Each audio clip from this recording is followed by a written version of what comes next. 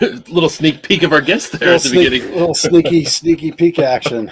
We caught our guest totally off guard. Anyway, it keeps you on your toes. We keep you on your toes here at Lancaster Connects. I was saying to Ben again on the pre-show, we need to have a little lyric contest for our intro. Somebody wants to maybe chop it up on the keyboard or the guitar and give us some verse and chorus for the Lancaster Connects intro song. We would be open to that, and there'd probably be a pretty cool prize, more than just our regular prizes. Like an even better level of prizes. Yeah, I mean, we commensurate with how cool the song is. Yeah, okay. Right. So depending on how much we like their version of the Lancaster Connect song. Right. Like if the beat drops and your soul just explodes, we would... Can you imagine? We would reward appropriately. Yes. Oh, brother. Welcome back. Yeah, well, it's good to be back. Yeah. It feels like this whole first quarter has been craziness. Your knee? Knee replacements, first floor flood, home replacements. That's true. Yep. Yeah. Yep. Family members passing on. So anyway, yep. We're back. We're here for our Lancaster Connects. This is episode 91. Yeah, my goodness. We're cresting to the 100th episode.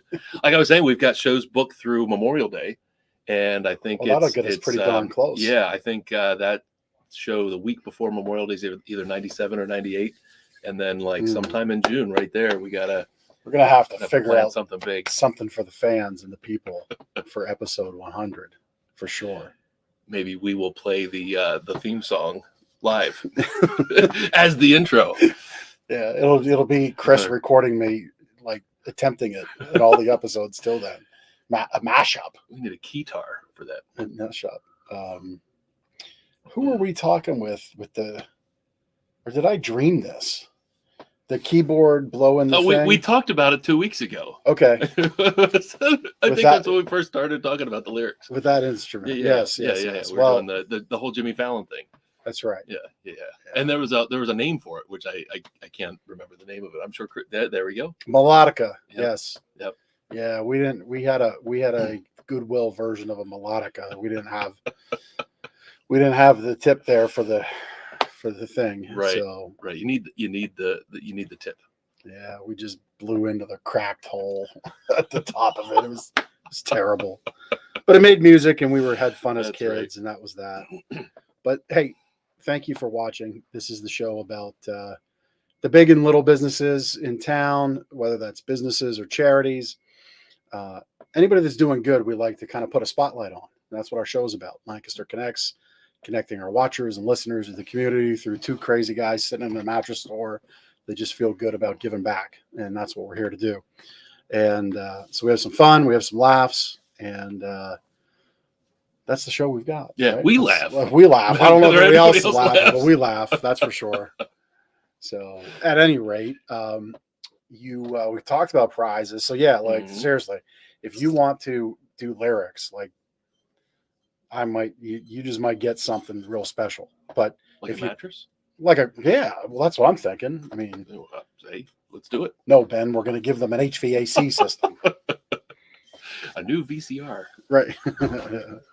But we've got prizes right away without any musical talent needed. You can get hydro flasks, which are really nice. I kind of had a little disappointment at home. We have these things in abundance, and we buy them at wholesale prices, and yet my family decides to go out and buy more from other places. Otherware, the otherware store. You almost said underwear. I may or may not have taken a pain pill about 30 minutes prior to this episode. Great. But yeah, these are really nice. I'm like, family, you didn't have to go and spend $80 on these two Ramsbeth Schmetty. I don't know if we can say it, but it just sounded funny. But we have these, and they're really great. And I have them in this exact shape, and I have one in that exact shape. This one. Yes, we had them both. And they can be earned for free. They can be earned for free. You can come in and buy them. We sell them here. True, they're like $20. You get a really great deal, and they're really cool colors. You're not going to mix this one up in the yoga studio That's true. Who has what kind of blue do you call this? There was a specific name for this blue. Havasupai. That's right. Yes, it's a Yes. fun blue name. So you're not going to mix this up in the row wherever you might be doing your athletic maneuvers, be it yoga, weightlifting, jazzercise. Wherever you line up your water bottles, you're not going to lose it. Like you're going to be the only one with a cool blue Havasupai blue. Or athletic maneuvers exercises. Is that Yes. what you're going for? Yes. So yeah, just put something in the chat, right? Yep. I can tell everybody's really loving the show so far. Let's go comment it up. Anyhow, the other prize, a little travel to go pack, great little travel pillow, little throw blanket that's in there. So it's your choice. When you comment on the show, we do the prize wheel at the end of the show. And you can comment on any of our platforms, Facebook, LinkedIn, The Gardener's Mattress and More, the Lancaster Connects Facebook pages, same for YouTube, Yep. those two pages, That's why LinkedIn. it pays to watch and be here live. That's for the right. show. That's right. You can have the opportunity to earn free gifts. Yep. Just for paying attention. Well, we got right out of the gate scaring the bejesus out of our guest. Yeah, bringing her right on camera. She is not sure at all what she signed up for. Yep, nope. Just nope, yet. Nope. But let's welcome Megan Tomsheck onto the show from VisionCorps. Megan, welcome. Oh, we missed you. That might have been our fault. Okay. Hi. Thank you. Thanks for having me. There we go. Thanks for hanging on. Two strikes. No, I'm just kidding. Well, Megan is not only representing a great organization called VisionCorps, which we'll talk about all the great things they're doing.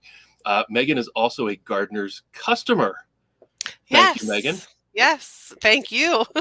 and with accepting the 15-month-old, I think you said you're sleeping very well in the new bed. Yes, correct? Yes. He does usually sleep through the night, but when he doesn't, I need that mattress to get me through the next night to catch up. There you go. And it's wonderful. I'm in heaven. We've had it about a month now, and it makes a huge difference to sleep great. Yeah, it does. It does. Sleep is underrated, I think, right? I can attest to that. I've had underrated sleep for about 3 months. It's been awful. Yeah. Oh. Yep. I had to jump on the sleep pill train because it was just getting a little too much out there. Yeah. So anyhow. So Megan, are you Lancaster Connects? Are you a Lancaster native? I am. I was born in Lancaster General Hospital, and I grew up outside of Millersville. And then I went to the University of Pittsburgh for college and stayed out there for a couple years, and then ended up coming back to Lancaster. So, yes, Very I'm a cool. native and will be here for life, I'm sure. I see a picture of a stadium in your background. Does that have something to do with Pitt or Pittsburgh? Or that's actually the Minnesota Vikings, the old stadium where my husband proposed to me. He's a huge Vikings fan, and so I told him I do not want a public proposal, so it happened in a stadium with thousands and thousands of people on the Jumbotron. But anyway, it's still a good memory, so that's what that is. Yeah, I have stuff all over my office from places I visited. Look at what our producer Chris from Cast Ahead Productions. By the way, if you need anything podcasting, he's a really great guy, except in this moment where he wants to torment the Eagles fan with the Vikings chant. Oh, is he a Vikings fan? He is not. We should ask him. It doesn't.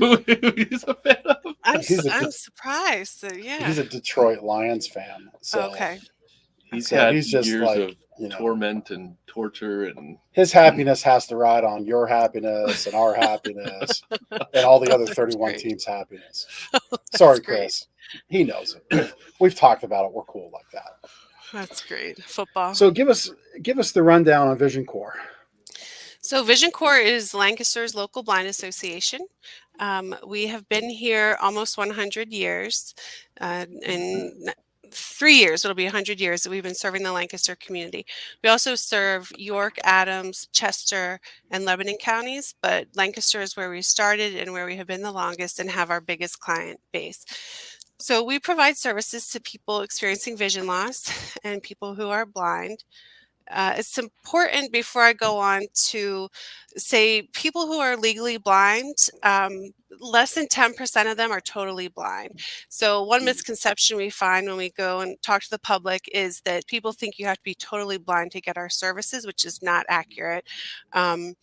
If you're experiencing vision loss that is a doctor will give us a report to show that you're experiencing vision loss 20/70 or worse, you're an acuity.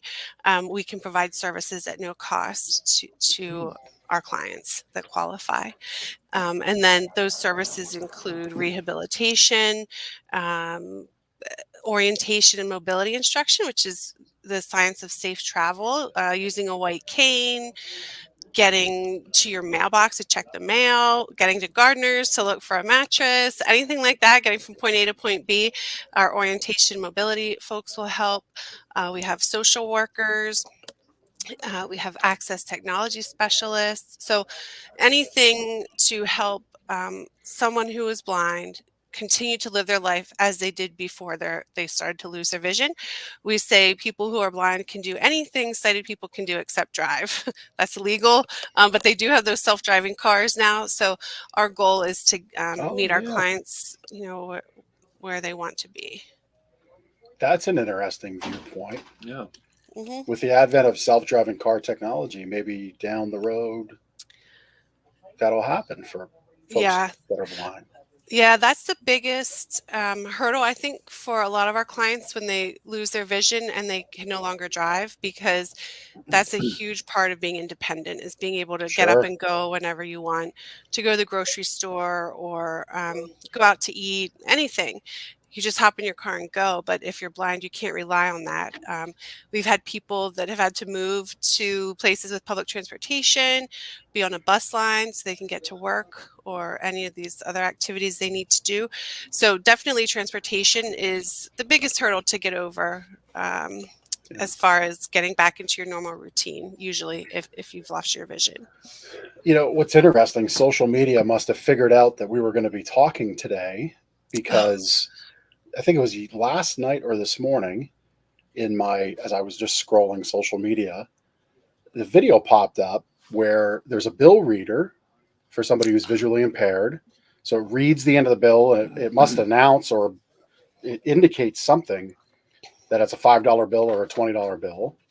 And then the user had another tool that on the other side of the bill they would press, and it would imprint the Braille for the $5, $10, $20 bill. Oh, that's interesting. I haven't seen that yet. I'm sure Well, our rehab that's department really has. handy. Yeah, so that technology is probably the biggest thing that's happening lately in the field of blindness that is making huge strides. So we are committed here at VisionCorps to bringing the latest technology, it's called access technology, to our clients. We recently received a large grant from the county commissioners with the ARPA funds to create a space for our access technology. And then we have a genius access technology specialist, Benjamin, who is from Ghana, and he's worked the world, some Ghana Blind. It was a huge organization. I can't remember the name. I'm sorry, Benjamin. But he is a genius with technology. Benjamin himself is totally blind, so he's not only teaching the technology but using it. And that's the type of thing that we are teaching people to use.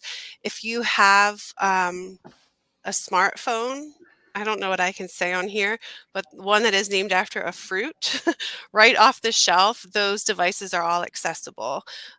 So their tablets, their phones. I use that type of phone, and I can go in and make the entire phone audible. So if I'm totally blind, I can use this right off the shelf, and it will read the apps to me. It'll say, double tap once you get to the app that you want to open. And once it says it, you double tap it and it will open. So all of this is really making a difference in the lives of people who are blind. Just think about going out to eat at a restaurant and how, reading a menu. If you're blind, and a lot of restaurants have low lighting, it's complicated. Now you can get on your phone and have it read to you, so you don't have to rely on someone else to read you a menu. That's just one example. So That's great. yeah. VisionCorps hasn't always been called VisionCorps, and I think it's got a really long history. I think in setting this up, I think I read it was one of the oldest nonprofits in Lancaster County. Is that correct? Yeah, so VisionCorps started in 1926. Some people were returning from the war with vision loss, some veterans, and a group of people wanted to help them to both have something to do with their day and work, and then also, of course, to help them with their vision. Now, our philosophy has changed a lot since those days. We moved around a lot. We were Lancaster County Association for the Blind, and then Susquehanna Association for the Blind and Vision Impaired. Now we're Vision Corps. But not only has our name changed, but our philosophy. So back then when we started, there's a lot of hand holding for people who are blind and just doing things for them. And now we want to give them the tools and training that they need to be successful and independent on their own. So we will teach them to cross the street and not cross the street with them every time. Um, teach them to read the paper, get their news, however is most convenient for them, without someone having to sit and read to them.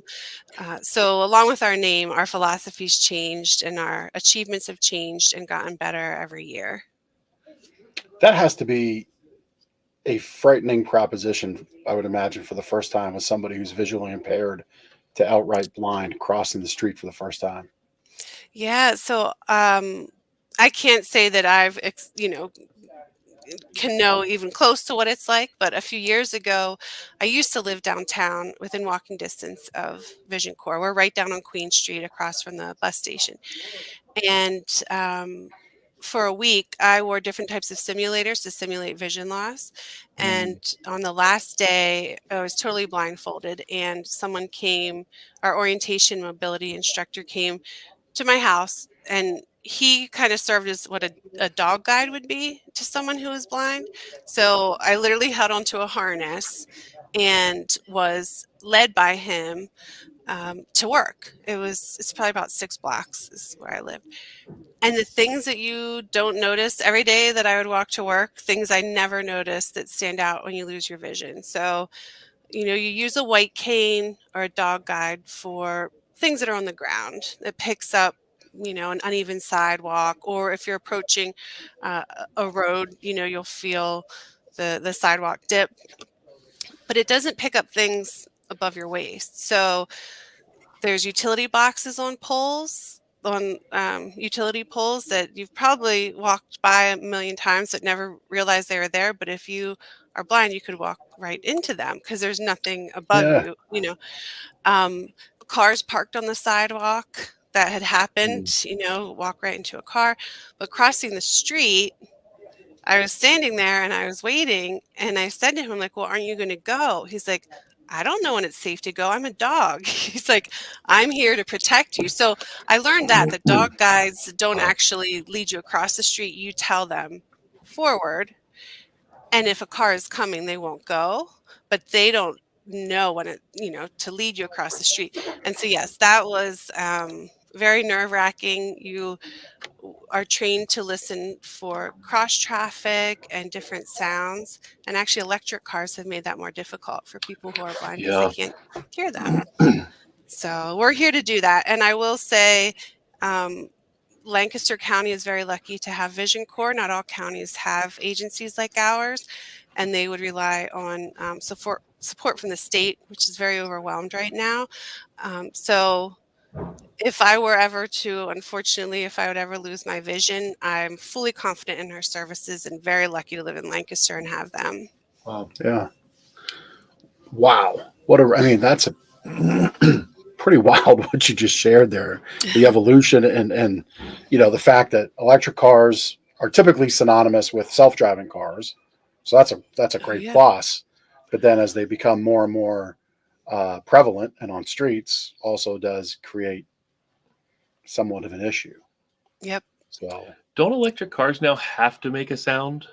I think I, there I, is something that has changed with them. When I yeah, first started here, they were got to doing put lots like a of whistle news on the front stories it's of it. on almost it. like what it is.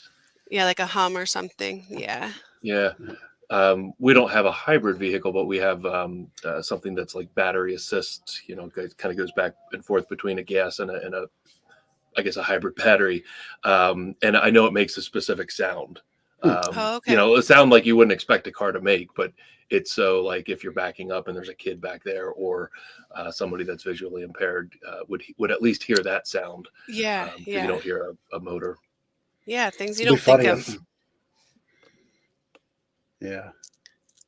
yeah, it'd be funny if like the whistles would just say, "I am an electric car." Oh, It'd be funny if it did that. that would make it really easy so people wouldn't have to wonder what it was if they were just Yeah, right. listening. Right. They just state what it is. Yes. But like in a robot voice, Yeah, right. which I tried to do with the hands. Right. But Well, I got what you're saying. obviously Yeah, the car wouldn't have hands. But Yeah. I mean, it could. They could make yeah, them why with not? something that sticks out like that. No. yeah. Yeah, right. Does Mr. Electric Car? Anyhow, let's move on to the next question. Okay, next. So there's services for, I would imagine, children, for adults.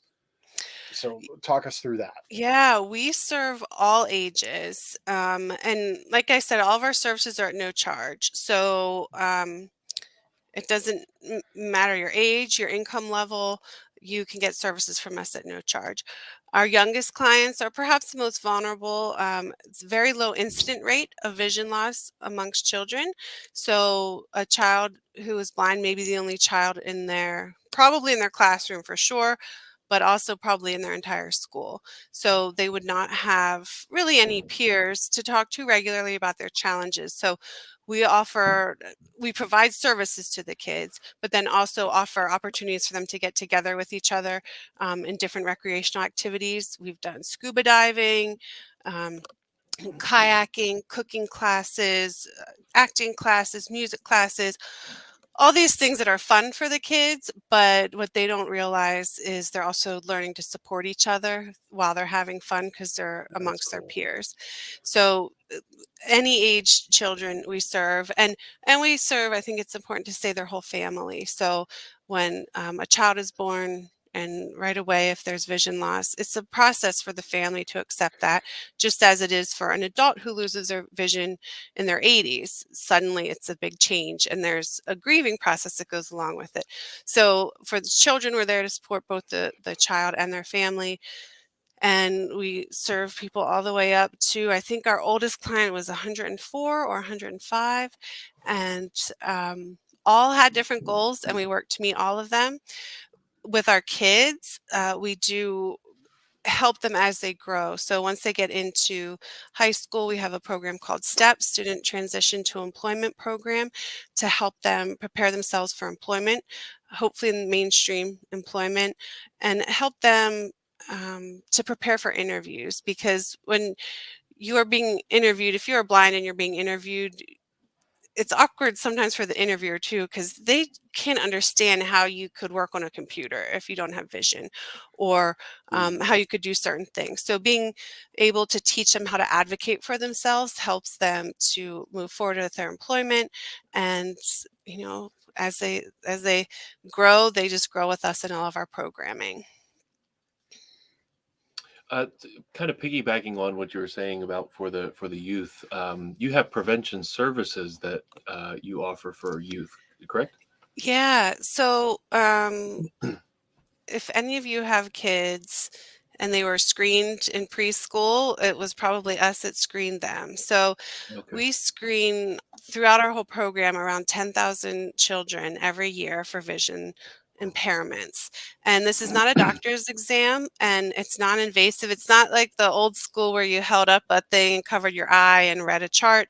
This is a little camera. It takes a few seconds. The child looks into the camera from about 3 feet away, and there's little birds chirping, and they look towards these lights, and it reads their eye, and will spit out a report if there's a detected possible impairment. So for one example for this, we have a woman who rappelled, and we have a fundraising event, and she participated in that last year and shared her story. Her son had just been at the pediatrician, given a clean bill of health, and the following week, VisionCorps was in the preschool. Her child was 3 years old doing screenings, and she was going to pass because she was just at the pediatrician and told he was fine.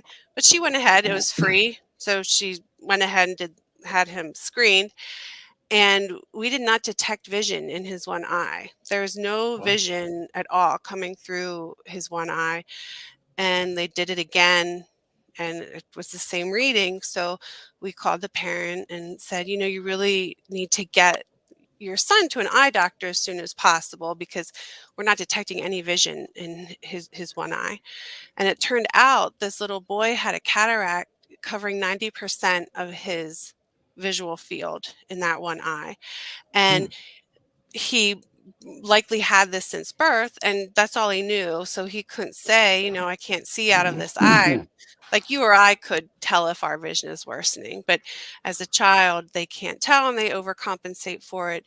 And we caught that, and he had surgery within a month and is seeing fine now. Wears glasses, but sees fine. And so about 6% of kids that we screen do have an undetected impairment. Really? And yeah, it's not any fault of the parent because like I said, the kids just overcompensate. It's all they know. They don't know they're not seeing correctly, but it's imperative that if they have correctable vision loss, that we help fix that before they get into school, into kindergarten, because it will impact their learning. We had a kid one time that was put into special education classes because he was having trouble with school, and it turned out it was his vision. Once that was corrected, he was back in mainstream. So it's a critical service that we do for the community, and it costs nothing. We don't charge anybody for that.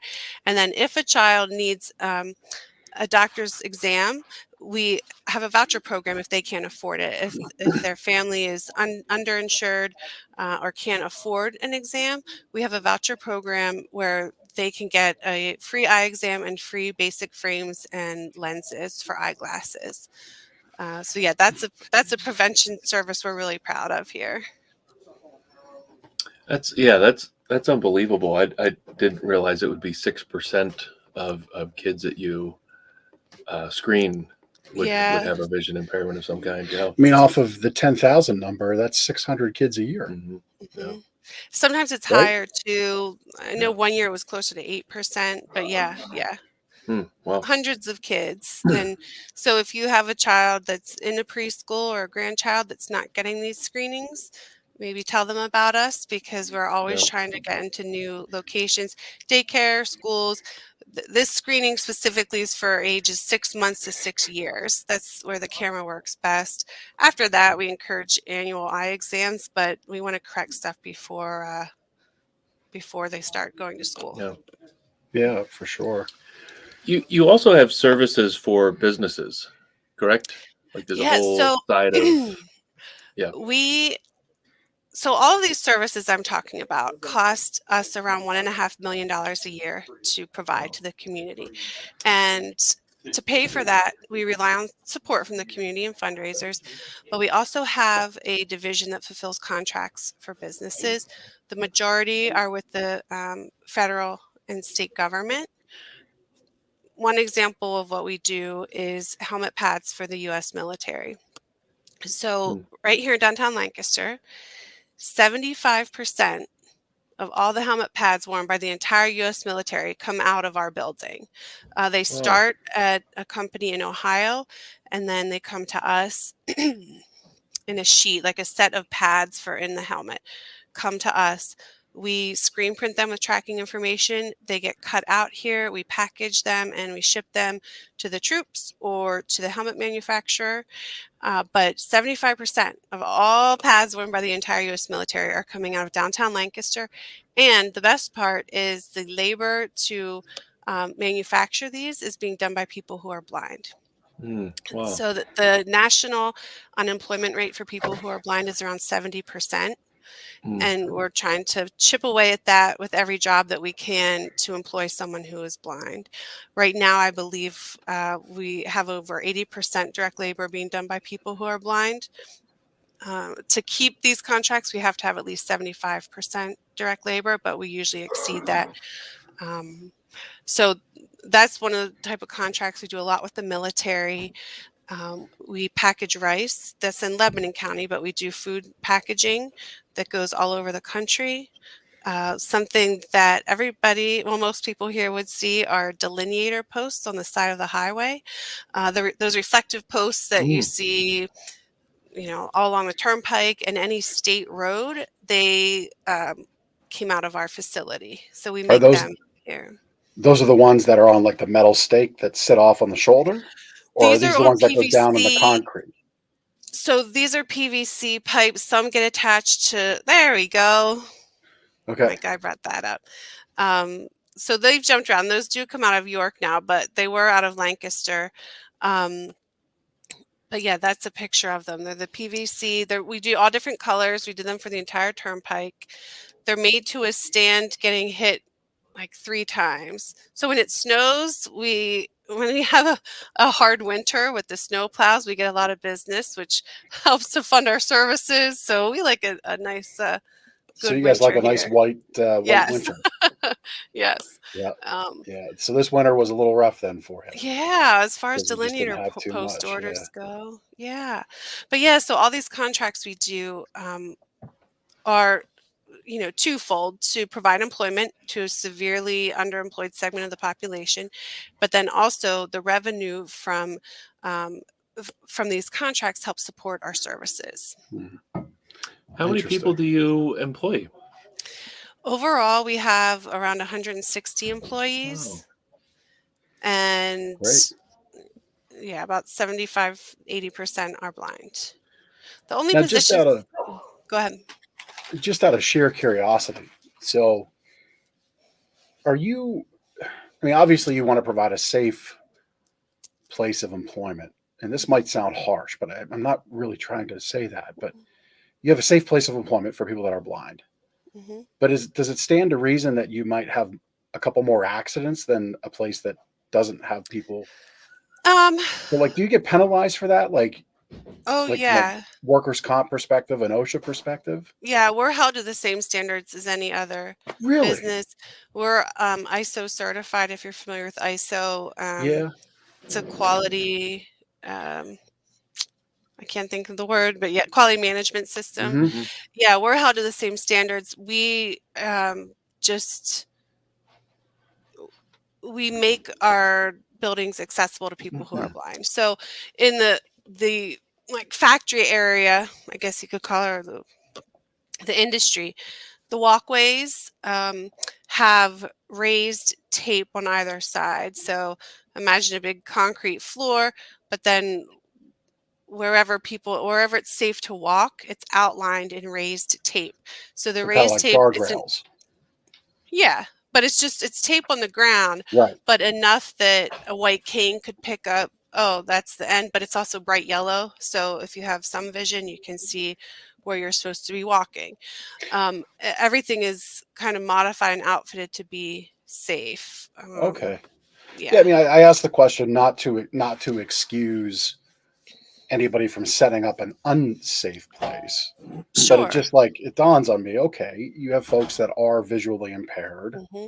so it would stand to reason that sometimes there might be an accident more so than not. But I guess if you're setting it up to offset Hmm. that, you wouldn't.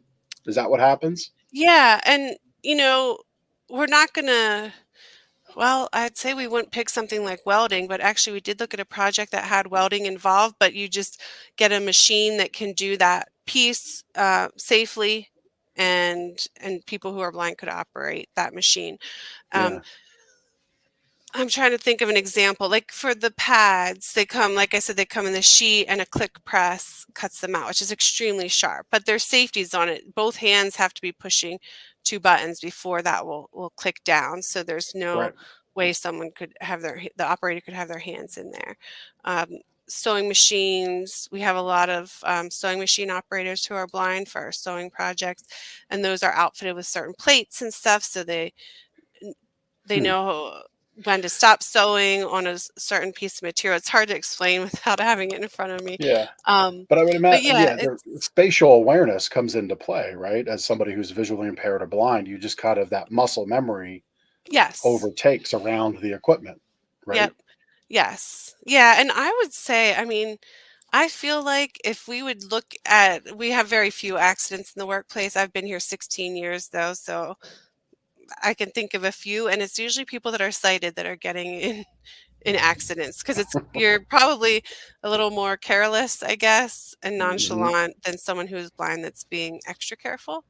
So Yeah. yeah, that's never been an issue here that I can Well, recall good, anything caused because of that. Yeah. good, good. I noticed poking around the website, you have a ton of support groups that you offer. Tell us about that.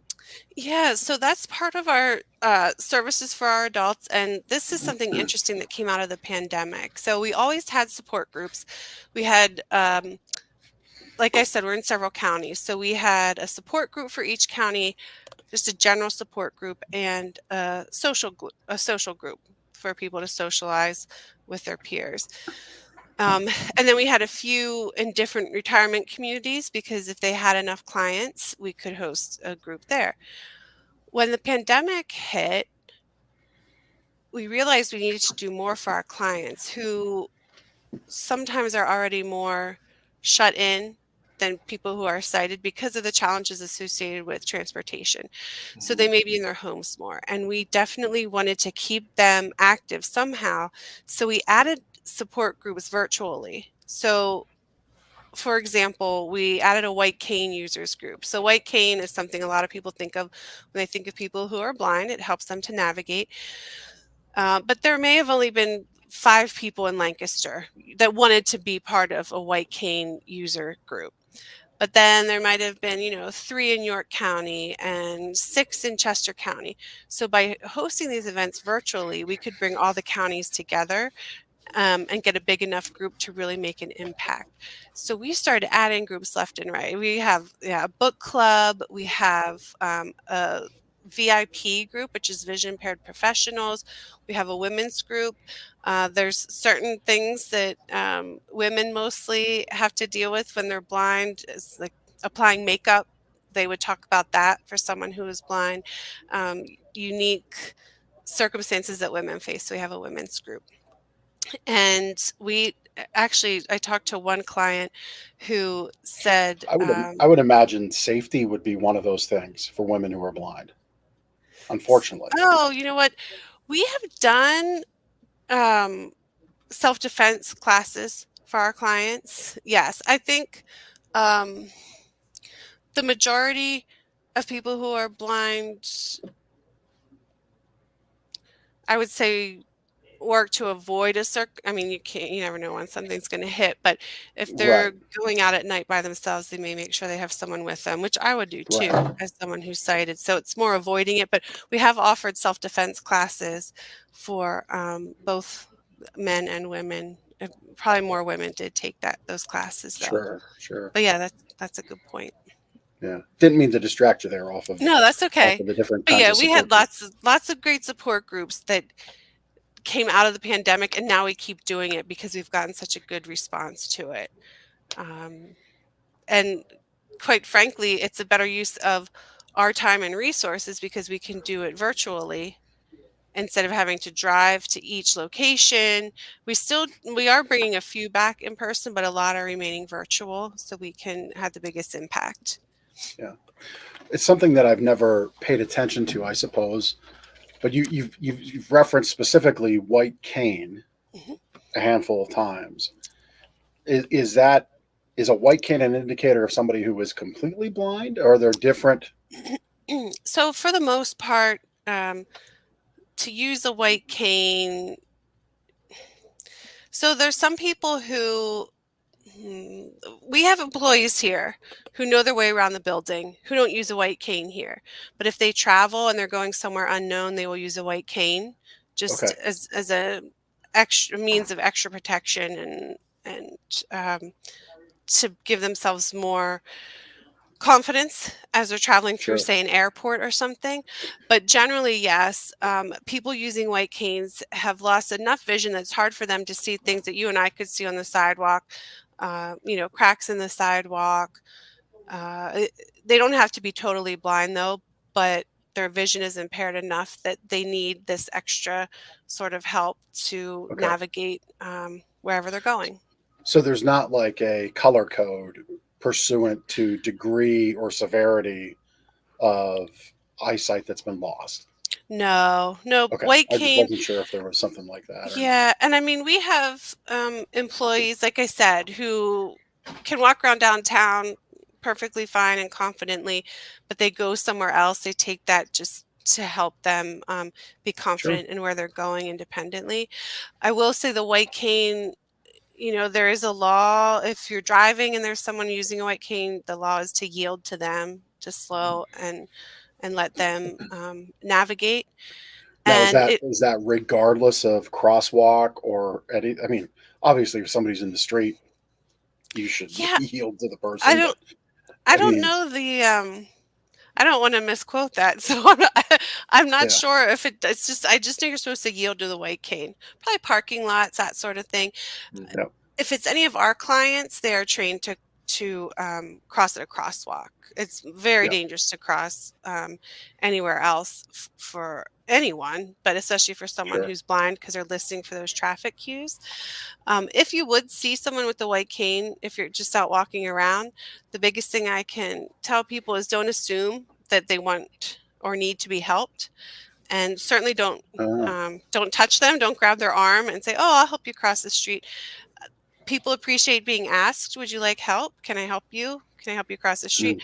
I was at a lab getting blood work, and the fire alarm went off. And I saw a woman with a white cane, and I went up to her and I said, "Hi, my name is Megan. I work at VisionCorps, the Blind Association. Do you need help getting out, to the," and she was very appreciative of that, because in a fire situation, adds a little more chaos. So, but just don't assume that someone with a white cane needs or requests help, but you can always just ask, "Can I help you get across?" or anything like that. Yeah. So Megan, it costs $1.5 million to offer all the services that VisionCorps offers. That money just doesn't pop into a bank account. I'm sure. No. And we are not a government agency, so we're not getting tax dollars.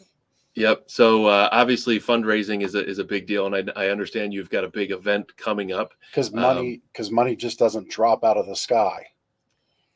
Drop. I was trying to vibe it over.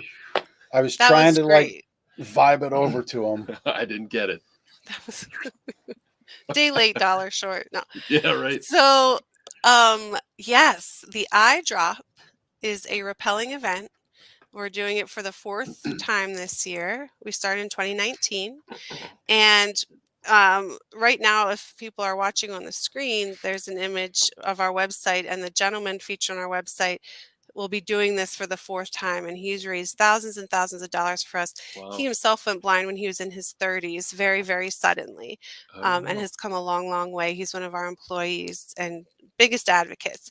But anyway, so the eye drop, we have 92 spots, and about half of them are full, for people to rappel from the top of the Holiday Inn in downtown Lancaster.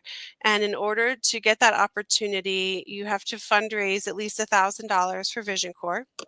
It's peer-to-peer fundraising, so you're given your own web page to go on. You can personalize it. You can share that link with friends, family to donate. Most people, if they're intimidated by the $1,000, are surprised at how fast that can come in. $20 here and $20 there adds up pretty quickly. This event raises around $150,000 for us every year. We're hoping to raise $175,000 this year. It's $50 to register to get your web page, and then you have to raise $1,000, but that $50 goes towards it. So you have to raise $950 technically once you've made that registration. However, for listeners of the podcast, we're using promo code SLEEP, which will get you free registration, so you can get your web page and start trying to raise money. And we offer a toolkit to give ways to help money, templates for letters to send out, templates for what to put on social media. And it's a fantastic event, and you'll get to meet lots of clients as you work your way up to the roof of the building. We have lots of clients helping out. and sharing their experience. So we have a lot of repeat rappellers because it's such a fun event and lots of adrenaline. We're having a Walk party on right the down the building. yeah. There is a safety on it, so you can't drop more than 10 feet at a time or it'll lock Okay. up on you. Um, but I it's am it's I'm awesome. very familiar with that kind of harness and safety gear. In my youth and in construction, I would hang off of Oh, cranes and fix some roofs, church roofs, pretty yeah. much any like historical copper roof I would work on. And Oh, that's cool. for a 10-minute repair, we'd spend an hour and a half making sure all the safety I's and T's were dotted and crossed in Yeah, that so order.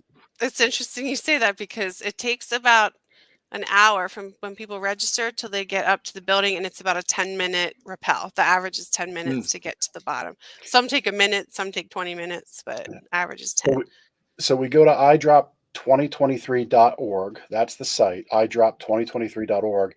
And promo code SLEEP. What happens when we enter the promo code?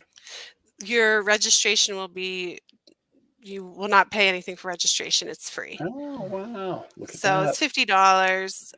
Give free registration, and you can start fundraising. And like I said, we But you help. should still commit to making 1050 then. Yeah, that'd be good. It's a Yes, charity for crying out yes. loud. It's for the kids. So, That's right. but it's going to be a great event. There's a lot of people that come out, and we're having a party on the terrace. Holiday Inn has a new terrace. Oh, cool. There'll be live music, food, drinks, games. So it's a great event, and we would love to see everybody out there supporting it. That's super, super cool.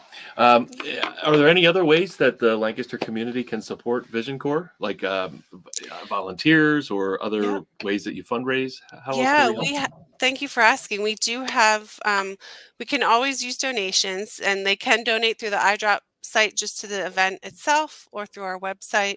But we also need volunteers.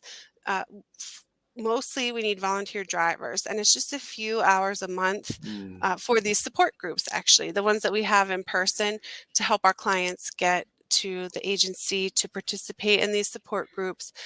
Once in a while, we'll have administrative volunteer opportunities to help with administrative work around the agency, and also what we call like friendly visitors, where if we have a client who would like some help in the home, just sorting through mail or that sort of Hmm. thing, w- we could use volunteers for that. Mostly volunteer drivers, and like I said, it's just a few hours a month that you Just to would help commit to. Yeah. make sure in sorting that mail, they actually don't throw away that $1 million publisher's clearinghouse check. Yes. Yeah, right. Exactly. So, those are ways you can help. The youth services, we have a summer camp where we can always use help throughout the summer. It's 1 day a week instead of a full week, 1 day a week throughout the summer for people to help with that. So if anyone has interest in volunteering, Yeah. just give us a call and we'll see what we have open and what might fit in with what they want to do. That's super cool. Yep. There it is again, folks. It's that time, talent, and treasure conversation. Yep. If you can't necessarily donate money, maybe you have some time and it's something as simple as driving people around. If you've got some talents that you think could help as far as corralling is not the right word, but if you could corral volunteers for Hmm. events and gather, and you got a group of friends that likes to get together every so often, maybe you direct those time and talent to VisionCorps, and I'm sure they'll always take your treasure. They're happy for your just a straight up donation. I don't want to register. I don't want to drop off a roof, but here's $100. I'm sure you're happy to Yeah. take that, right? Yeah, $100 would screen 10 kids for vision loss. Oh, okay. Oh wow, Yeah. there you go. Yep. Very good. And chances are one of them may have something undetected that we could correct. Right.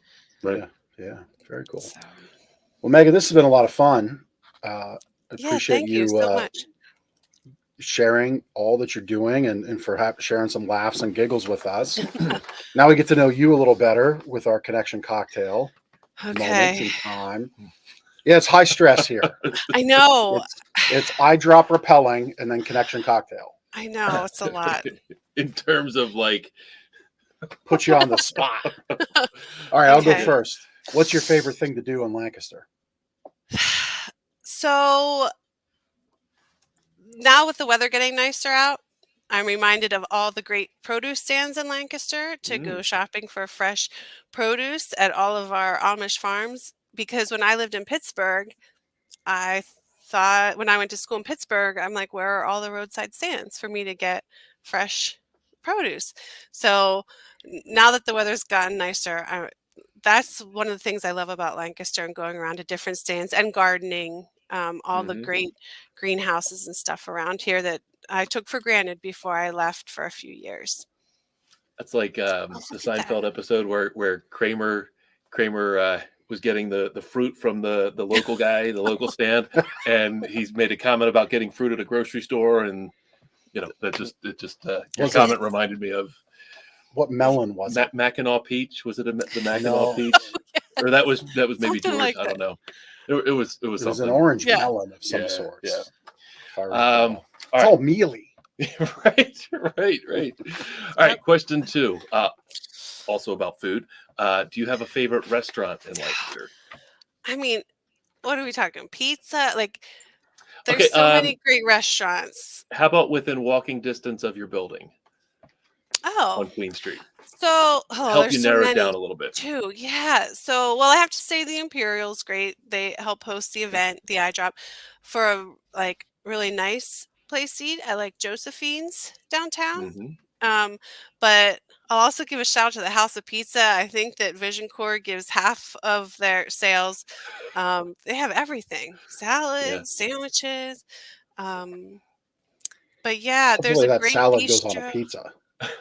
You could put salad on a pizza, yeah. There's a great Italian pizza. Salt and Pepper Bistro. I like all the local places that Lancaster has to offer. Yep. Yeah. Yep. Very good. Nobody ever says just the one. Everybody plays different. All of these people about town and on the scene in Lancaster, they always play diplomat. Well, if you were at my house on the weekends and we go out to eat, trying to pick a place. Oh yeah, it's tough. It's tough. It's torture. Route 66. Have you been to Route 66? It's a little hole in the wall on Prince and Liberty. They're the best Nashville hot chicken sandwiches and burgers. Oh, wow. I know exactly where you're talking about, but I've never been in there. Interesting. Yeah, there it is. Look how quick Chris pulled that up. It's very quick. Yeah. Just about as quick as that skull chant for them Vikings. Skull. So last question, and this can be totally self-serving and shameless plug style. Hint, hint. If you want it to be. The annual event you go to? Well, of course, the iDrop supporting VisionCorps. Are you rappelling this year? I wasn't planning on it. I may end up. They may talk me into it again this year. I've done it twice. I would recommend it to anyone to do it at least once. Then you start thinking about it, and the second time you're like, this is pretty high up. But it's so much fun. I may end up doing it. We'll see. Again. It's going to take more than that. I might need one of your water bottles to replace this one, and maybe then I'll rappel with the water bottle.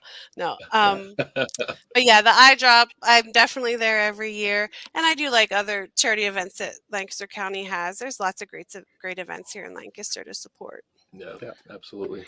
Very good. Megan, this has been a lot of fun. Yeah, thank you so much for having me. I appreciate it. Yeah, appreciate you, your time that you put into VisionCorps, your talents that you put in there, and for all that you're doing for everybody in Lancaster that needs your services. I'm sure they appreciate you, and we appreciate that you're helping them. And thanks for being such a great guest and a fun guest on our show. It's a pleasure. And thank you for giving me the gift of sleep so I can do my job efficiently every day after a good night's sleep. And my salesman told me I need to retrain myself to sleep on my back, which I've been trying really hard. We got an adjustable, and when I flip on my side, it makes it complicated. But yeah, I learned a lot when I was in there. So thank you. Well, you're welcome. You're welcome. All right. Well, thanks, Megan. Thanks for stopping by. Appreciate you. Yeah, thank you. Take care, guys. Hope to see you at the iDrop. Yep. All right. See you. Okay. You're going off the side. I bet you the harness. You have to do it because the harness gear has a weight limit for me, and I'm gonna start my diet in June, and it'll be too late, and that's that. I don't have a problem with heights, so I think I could do it. I think I could do it. Yeah, there it is. Yes, that's right. Jerry had to buy produce for Kramer. You'll feel yeah. Joe. Is that Joe? That was Joe. Joe's produce. You would do the drop. I well, I have to see if my schedule is cleared, but I don't mind. We make a decent donation each week to charities anyway. Yeah, it could be maybe it's just the start of it, and we maybe on the show it's like let's drop Ben, and then we get. Could do it in the mattress suit. Do we still have that thing? Yeah, we will have. Yeah. Yeah. See, Megan's into it. She's private chat. She hung around. Right. Yeah. I think we still have the mattress costume somewhere. Well, that's what I was talking about. The mattress suit. Yeah. We're doing it. It's happening. I don't know that I would feel comfortable doing that. Yeah. I draw the line at bungee jumping. Somebody from Gardner's is going off the wall. It's happening. It's happening. All right. We got to figure that out. Yep. Anyhow, we're almost at the end of our time. We got to race through it. So we do prizes on the show. Get your comments in. It's a 2-horse race between Steve and Nathan at this point. Again, the Less Snore, More Cuddle gear or the to-go bundle is a lot of fun.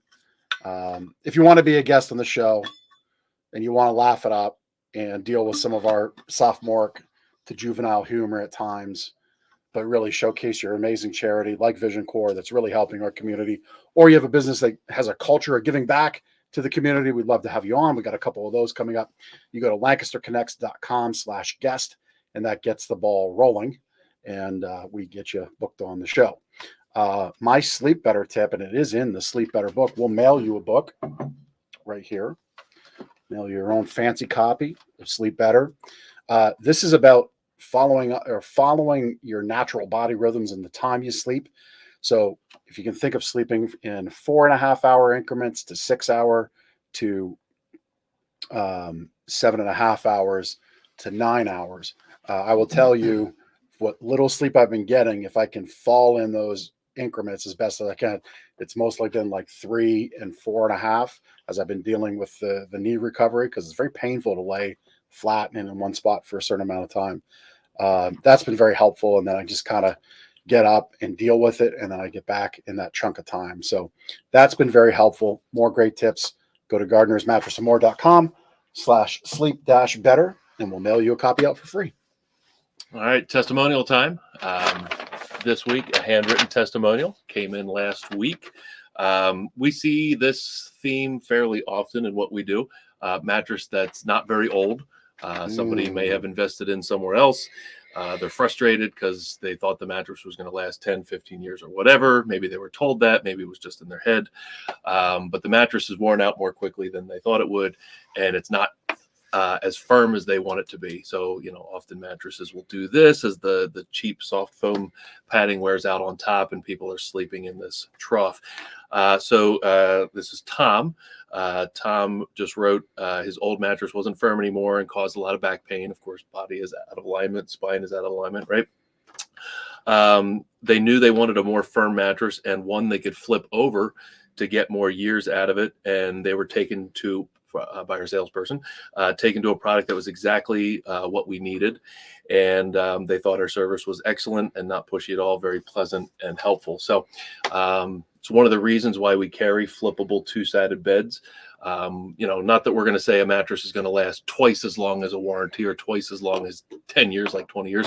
We're not saying that, but a mattress that has padding on both sides has good quality coils in the middle. In fact, right over our shoulder is a little sample of one right there, right? See, no, that you're going to get your head.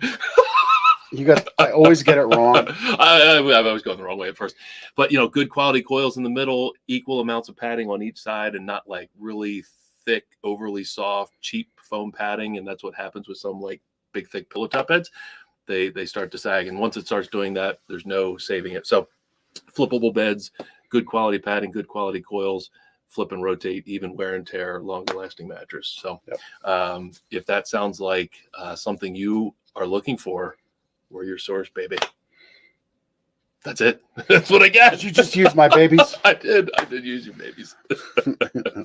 Thank you, Tom, for your kind words. Yeah. And so before we wrap up, we're doing a little bit of remodeling around here. We've got some closeout furniture that we discussed. It's time for it to find a new home, your home. So if you're looking for a headboard, a platform bed, we got some great stuff there, great prices on what we have. Some mattresses we're discontinuing, some platform beds. You know, there's always a little something around here that can be had for a real great price, like an incredible deal. And we got a little bit more of it than normal right now. So hit us up as we get into the spring cleaning, and going to see a new little face on the Gardeners building. That's right. Here this week. So thanks to Two Dudes Painting. Yeah. And looking forward to that. I think I saw on the rappelling list a Kirchner name, which would be maybe related to Tony at Two Dudes. Could be. Yeah. That was just quick glancing. Yeah, so I don't want to There's a bunch of them around. I don't want to say anybody's jumping off a building that isn't, but maybe they are. Anyhow, yeah, if you're looking for a good deal, we got a handful of things. There we are, Carol Kirchner. I like the entry on the bottom right: wine, beer, and whiskey. That's what it would take for me to go over the side. Just that last one. They've raised a lot of money. Yeah. And so yeah, they're off to a great start there at idrop2023.org from VisionCorps. If you use code SLEEP, you'll save that sign-up fee, which really, come on, you are saving some money, but we'd love to see you give it right back if you could see it. So anyway, I think that's it. I think it was a good show. It was a lot of fun. And prize later. Yep. I said in that 2-horse race between our super fans. Yeah, Jonna Hoover Green, your crown's gonna get taken over, Jonna. Steve Goebel, thank you, sir, for tuning in. As always, you know the routine. You can come in and pick your choice of a flask and a mug. It would be funny for our super fans would be if they have like a 10-person dinner at Christmas and they all drink out of these. A gathering of the super fans. Yeah. The Lancaster Connect super Or they're fans. like, their spouse says, honey, we need a new comforter. No, we have 7 of these. We have the on-the-go bundle. Anyway, enough tomfoolery for this week. We'll see you next week. Till the next connection on Lancaster Connects.